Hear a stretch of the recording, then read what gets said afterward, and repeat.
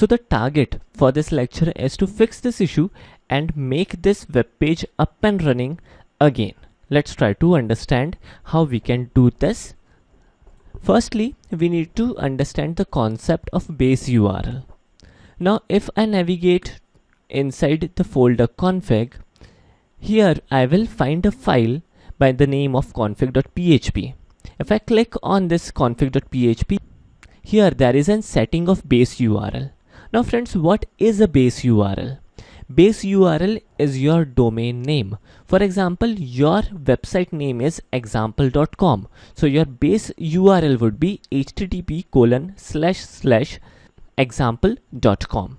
So in our case, our domain is http://localhost. So let's make use of this small configuration in order to fix our current issue. In order to do that, I will directly go to codeigniter.com and check the documentation. Documentation is nothing but the user guide which is already with us. But let's try to check it online. So in here, if I navigate to table of contents, under helper section, there is an URL for URL helper. Let's click on it. So under URL helper, we have multiple methods, out of which there is a method by the name of base URL, which is of our interest. Simply if we echo the base URL method, it will simply print the setting which we have did in this particular configuration. And whenever we change this configuration in all the places where this method is used, the change would get reflected. So let's try to use this method. But as we will make this change directly on header and footer would be used in every page, we can auto load this helper as well. Guys, there are two methods how we can use or how we can load any of the component of the framework. First is using the this instance. For example, we can load this as this load helper and by passing the name of the helper, or we can auto load it. In this current scenario, it would be really good if we auto load this helper.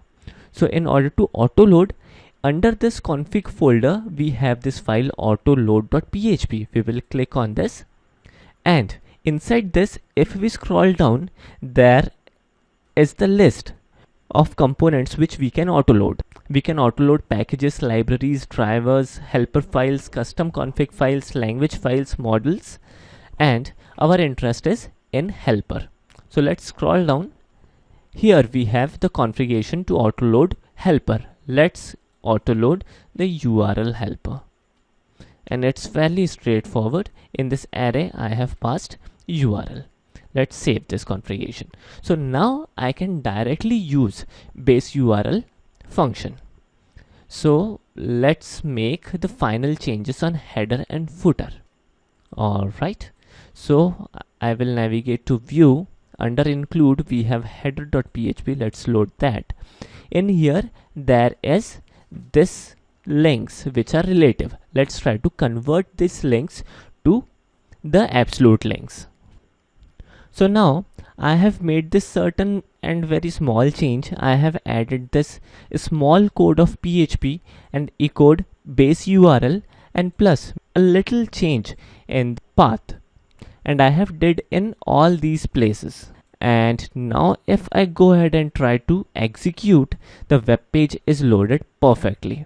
Now if I right click and check the view source, it shows me a proper path, and it's an absolute path starting from HTTP, and that's super awesome.